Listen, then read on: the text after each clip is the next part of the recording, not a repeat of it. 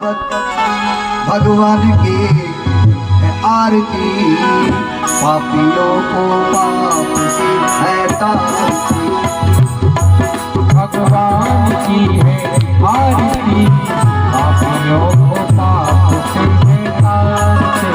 अमर ग्रंथ ये मुक्ति पंथ ये पंचम वेद निराला, नव ज्योत जगाने वाला, नव ज्योति जगाने वाला, नव ज्योति जगाने वाला।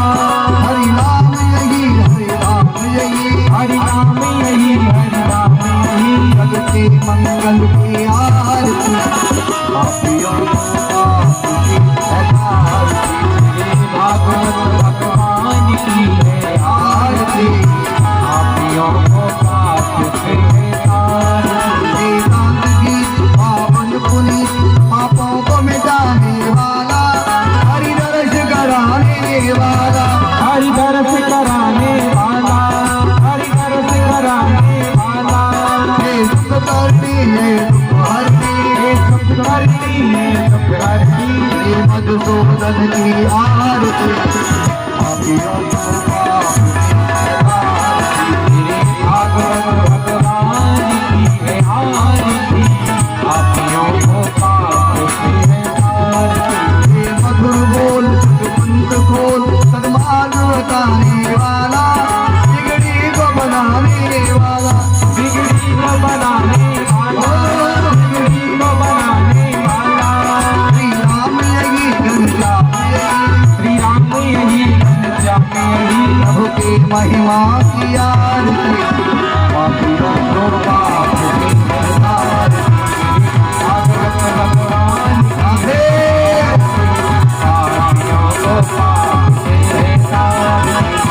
पूरे गौरव नाम बताया, हरि हरि राधे सदा वदन में ज्ञान हमारे नारी माला करतान काया, हमारा माया कराया, जम्बराय जम्बराय, नमस्काराय नमस्काराय। हरि रामा हरि रामा, राम रामा हरि हरि, हरे कृष्ण हरि राम हरि हरि, हरि राम हरि राम, हरि कृष्ण हरि कृष्ण हरि हरि। जय जय श्री राधे श्याम। विराजमान हो जाएंगे, स्थान ग्रहण करें। आज सप्तम दिन है, कथा आरंभ होने जा रही है। सच्चिदानंद रूपाय विश्वोत्पत्त्यादि हेतवे, तापत्रय विनाशाय श्री कृष्णाय वयं नमः। नारायणं नमस्कृत्य नरं चैव नरोत्तमं, देवीं सरस्वतीं व्यासं ततो जयमुदीरयेत्। यं प्रभजन्तमनुपेतं वेदकृत्यं, द्वैपायनो विराकातुर आजुहाव। पुत्रेति तनुमयतया कर्मो वरेन्दु, इष्टं सर्वभूति हृदयं मुनिमानतोऽस्मि। बोले सुखदेव जी महाराज की जय। सुखदेव जी कहते हैं, परीक्षित, भगवान कृष्ण ने प्रथम विवाह रुक्मिणी जी से किया। कुंडनपुर के राजा भीष्म की बेटी रुक्मिणी श्री कृष्ण की परम भक्त थी, इसलिए ठाकुर जी ने उसे पटरानी का स्थान दिया। दूसरा विवाह जो हुआ श्री कृष्ण का जामवंत की बेटी जामवंती से हुआ, सत्यभामा से हुआ। 8 पटरानी श्री कृष्ण की, रुक्मिणी, जामवंती, सत्यभामा, मित्रविंदा, नागरजीती, सत्या, भद्रा, कालिंदी, ये 8 पटरानी श्री कृष्ण की। और रानी कितनी? 16,100 रानी श्री कृष्ण की। रुक्मिणी से विवाह किया, सबसे बड़ी है रुक्मिणी पटरानियों में। दूसरी पटरानी जो अब आने वाली है वो जामवंत की बेटी जामवंती। ये द्वारका की कथा बड़ी प्यारी है। सुखदेव कहते हैं, राजा परीक्षित, द्वारका में एक ऐसा यादव हुआ जिसका नाम था सत्राजित। भगवान सूर्य की तपस्या करके उसने सूर्य मणि प्राप्त कर ली, जिसका नाम था समयंतक मणि। सत्राजित ने धन के लिए तपस्या की थी, सबसे बड़ा धनवान द्वारका में मैं हो जाऊं, सबसे बड़ा। सूर्य भगवान ने उसकी तपस्या का फल दे दिया। सत्राजित, तुमने घोर तपस्या मेरी की है, ये मेरी मणि ले जाओ, सूर्य मणि। ये समयंतक मणि तुमको 60 भार सोना रोज देगी। इतना सोना तुम्हारे पास द्वारका में होगा जो द्वारकाधीश से भी ज्यादा हो जाएगा। मणि लेके आ गया, रोज पूजा करता है जैसे सूर्य भगवान ने बताया। समयंतक मणि रोज सोना देती है। इतना धन घर में आ गया, वैभव छा गया। आज द्वारका में उससे बड़ा धनवान कोई नहीं। अभिमान में आकर एक दिन गलती कर बैठा, सूर्य मणि को गले में पहन लिया। जो पूजा की वस्तु है सूर्य भगवान की, उसको गले में धारण कर लिया। समयंतक मणि को गले में पहनकर द्वारकाधीश कृष्ण के दरबार में चला गया, अभिमान में आकर कि मैं द्वारका में सबसे बड़ा धनवान हूं। जैसे ही सभा में पहुंचा द्वारकाधीश कृष्ण के यहाँ, तो सूर्य जैसा प्रकाश उस मणि ने किया। सब दरबार के लोग कहने लगे सूर्य भगवान आ गई। लेकिन जैसे पास में आया, पता लगा सत्राजित यादव है। भगवान कृष्ण बोले, आओ बैठो। द्वारकाधीश ने बैठाया अपने पास पर, पूछा, सत्राजित, तुम्हारे गले में सूर्य जैसा प्रकाश करने वाली ये क्या है? भगवान को सब पता था, ईश्वर से क्या छिप सकता है, लेकिन फिर भी पूछते हैं, क्या है तुम्हारे गले में? प्रभु, हे द्वारकाधीश, ये सूर्य मणि है, नाम है इसका समयंतक मणि। कृष्ण बोले, क्या फल है इसके अंदर, ये क्या करती है? कि महाराज रोज सोना देती है। अच्छा, इतना सोना देती है रोज? क्या सोना देती है? 60 बार सोना रोज आता है। प्रभु, आज द्वारका में सबसे बड़ा धनवान मैं हूँ। कृष्ण बोले, बहुत अच्छी बात है। जिस राजा के राज में प्रजा धनवान हो, वो राजा भी भाग्यशाली है। जिस राजा के यहाँ धनवान लोग रहते हो, वो देश, वो राजा भाग्यशाली। श्री कृष्ण द्वारकाधीश बोले, सत्राजित, तुम्हारे पास इस मणि ने अपार धन कर दिया, बहुत। जितनी तुमको आवश्यकता नहीं थी उतना उससे कई गुना ज्यादा दे दिया। अब तुम एक काम करो, मेरा कहना मानो और इस धन से, इस मणि से परोपकार करना शुरू कर दो। बोलो राधे राधे। धनवान वो है संसार में जो अपने धन से औरों का भला करे, वो धनवान है। सच्चा धनवान वही है, वरना धन के ऊपर कुंडली मारकर बैठने वाला काला नाग होता है। भगवान ने तो उपदेश सही किया था, भाई तुम्हें जितनी आवश्यकता है ना, उससे दुगना रख लो, चौगुना रख लो अपने पास, लेकिन उससे अधिक अगर धन रखोगे तो विपदा का कारण बन जाएगा। कृष्ण बोले, इसलिए मेरा कहना मानो, और ये जो मणि है ना, इसको तुम द्वारका के दरबार में, यहाँ हमारे यहाँ, इसको दान कर दो। कृष्ण बोले, इस मणि को तुम हमारे दरबार में दान कर जाओ, ये खजाने में जाएगी द्वारका के, और हमारे खजाने में इससे धन बढ़ेगा जो सब प्रजा के काम आएगा, और तुम्हारी मणि से ये सारी प्रजा सुखी हो जाएगी इस धन से। सत्राजित बोले, भाई तपस्या मैंने की है भगवान सूर्य की, और मणि को इनको दे दूं? लोभी था ना, लोभी, नहीं देंगे, मन में विचार किया।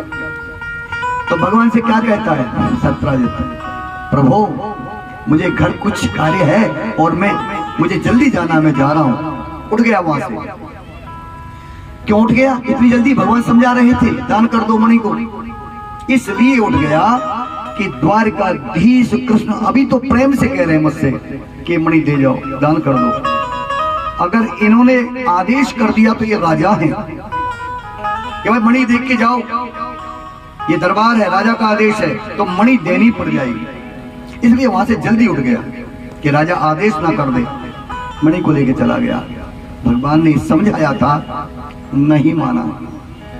विपत्ति का कारण तो बनेगा, जो भगवान के कहने पर नहीं चल रहा है तो विपत्ति आएगी। दूसरे दिन उसके छोटे भाई के हाथ में मणि लग गई, उसने भी गले में पहन लिया अपने भाई की मणि को, जो सूर्य मणि है। छोटे भाई ने, मित्रसेन ने क्या किया, वो मणि पहनकर वन में चला गया, अपने भाई को नहीं बताया, वन में चला गया। ये देखने के लिए कितना प्रकाश करती है, वन में जाके देखेंगे। वन में जब गया तो एक भयंकर बलिशाली शेर आ गया, सिंह आ गया। मानव को जब देखा सिंह ने, तो सिंह बहुत बलवान था, मित्रसेन को एक पंजा मारा, उसको मार दिया। सत्राजित के भाई को सिंह ने मार दिया वन के अंदर। लेकिन उसको मारते समय वो पशु है, पंजे में मणि चली गई सिंह के, जो गले में मणि थी वो सिंह के पंजे में चली गई। मारते समय पशु को नहीं पता मेरे पंजे में क्या आ गया, लेके जा रहा है जमीन तक मणि। सिंह पंजे के अंदर एक गुफा के आगे होके जा रहा था। गुफा में कौन रहता था? बोलो जामवंत जी महाराज की। जामवंत रहते थे, गुफा से बाहर आ गए। कौन से जामवंत? जो राम जी के साथ रहते थे, वो कृष्ण के भी सामने हैं। युग बदल गया, जामवंत नहीं बदले। त्रेता में राम थे तब भी जामवंत थे, द्वापर में श्री कृष्ण हैं तब भी जामवंत जी हैं। कितनी लंबी उम्र है, तो युग बदलने पर जामवंत नहीं गए, वही है। जामवंत आए, जामवंत ने सिंह को मार दिया। बहुत बलशाली है जामवंत। और जो पंजे में मणि थी इसीलिए मारा था कि बड़ा प्रकाश कर रही थी। जामवंत ने पंजे में से मणि निकाली, गुफा में ले गई। गुफा में जाके मणि को लगा दिया।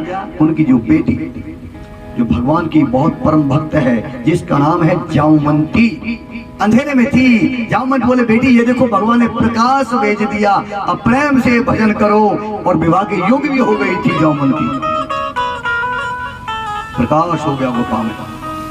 उधर द्वारका में जब सत्राजित ने मणि को नहीं देखा कि मणि कहाँ गई मेरी, तो उसका ध्यान कहाँ चला गया कि कल द्वारकाधीश कृष्ण मांग रहे थे मेरी मणि को कि दान कर जाओ। मैंने दान नहीं दिया मणि का, तो वो द्वारकाधीश कृष्ण मेरे घर में आकर चुरा के ले गया।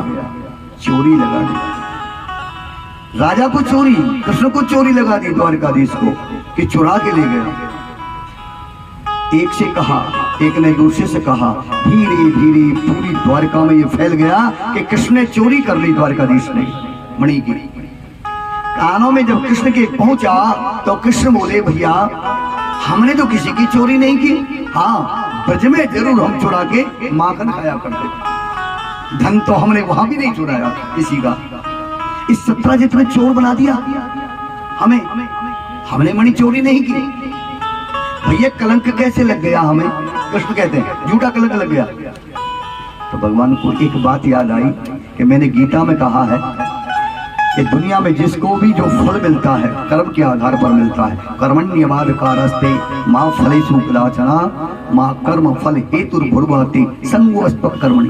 दुनिया में जिसको भी कोई फल मिलेगा कर्म के आधार पर मिलेगा। मैंने ऐसा क्या कर दिया जो झूठा कलंक लगा दिया मुझे? तो भगवान विचार करते हैं मुझे देखना चाहिए कोई गलती तो नहीं हो गई जीवन में मेरे जिससे झूठा कलंक लग गया। तो श्री कृष्ण बाल्यावस्था से लेकर बचपन से लेकर ध्यान करते हैं पूरे जीवन का, कहीं गलती तो नहीं हुई कहीं मुझसे। विचार करते आ रहे, ब्रज में रहे थे ना, वो सारी बातें याद कर रहे हैं। कहीं कोई ब्रज में भूल हो गई हो और मुझे कलंक लग गया, वो याद कर रहे हैं। श्री कृष्ण को अचानक याद आया, अरे ब्रज में एक दिन घटना घट गई थी। कृष्ण कहते हैं शायद उसी का फल है कि मुझे झूठा कलंक लग गया आज। क्या घटी थी कृष्ण से घटना? ब्रज के अंदर भादों का महीना था, भाद्रपद, बरसात के दिन होते हैं भादों के, भादों का महीना था। और कृष्ण जब गैया चरा के आ रहे थे घर वन से, तो उस दिन कलंक चौथ थी। कलंक चौथ थी। कृष्ण बोले आज चंदा नहीं देखेंगे हम, अगर देख लिया तो कलंक लगेगा। तो भगवान अपनी नजरें नीचे करके चल रहे गैयाओं के पीछे, आकाश में चंदा नहीं देख रहे। लेकिन बरसात के दिन थे, गड्ढों में पानी भरा हुआ था, पानी में परछाई पड़ रही थी चंदा की, और कृष्ण पानी में परछाई दिख रही चंदा की। कलंक चौथ का चंदा पानी में दिख गया कृष्ण को। उसी समय कृष्ण बोले कि जीवन में एक दिन मुझे झूठा कलंक जरूर लगेगा, क्योंकि मैंने चंदा को देख लिया, मैंने कलंक चौथ का चंदा देख लिया। जिन लोगों को पता है ना कि कलंक चौथ का चंद्रमा क्या करता है, आज भी वो लोग नहीं देखते। कलयुग है आज, चंदा को नहीं देखते। हमारे जैसे लोग डरते हैं, कलंक चौथ का चंदा है, नहीं देखेंगे। जिस चंदा को देखने के लिए कृष्ण मचलता था यशोदा से, यशोदा जिसको चंदा दिखाया करती थी बाल्यावस्था में, वो तेरा चंदा मामा। चंदा का नाम जो मामा पड़ा वो यशोदा ने डाला। मामा जो कहने लगे चंदा को, चंदा मामा, ये किसने नाम डाला? यशोदा मैया। कृष्ण को बताया था, अरे लाला देख वो तेरा मामा, चंदा मामा। तब कृष्ण कहते थे, मैया मेरा चंदा मामा अगर वहां है तो मेरे पास ले आओ, मैं मामा के साथ खेलूंगा। बचपन में कहा करते कृष्ण तो थाली में पानी भरवाकर परछाई दिखाया करती थी यशोदा कि देख ये चंदा मामा तेरा आ गया। बोलिए बाल कृष्ण भगवान की। कैसी बहकाती थी यशोदा। कन्हैया को चंदा दिखाई रही माँ, दिखाई रही माँ, नहीं माने कन्हैया मनाई रही माँ। ओ बनाई रही माँ, बनाई रही माँ, मेरे लाला को तो मेरे काना को चंदा दिखाई रही माँ, वो दिखाई रही माँ, नहीं माने कन्हैया मनाई रही माँ, नहीं मनाई रही माँ, मनाई रही राधे।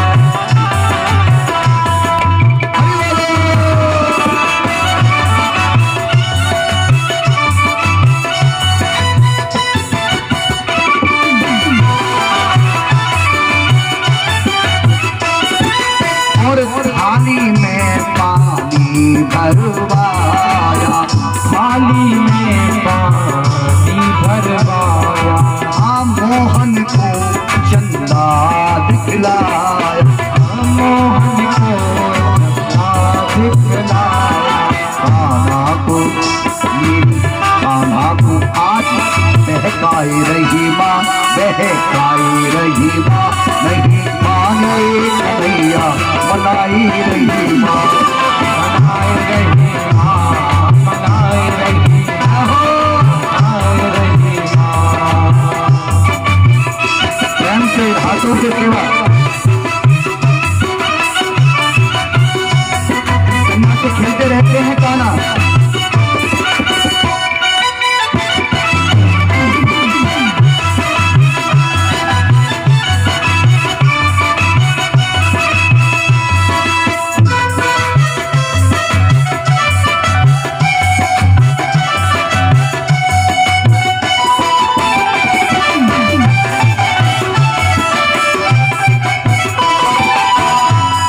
अरे खेलते खेलते मोहन थक गई, खेलते खेलते मोहन थक गए, और मैया की आंचल में छुप गई, मैया के आंचल में छुप गए, कागा की लोरी झुलाई रही माँ, झुलाई रही माँ, नहीं मान कन्हैया मनाई रही माँ, मनाई रही माँ, मनाई रही माँ।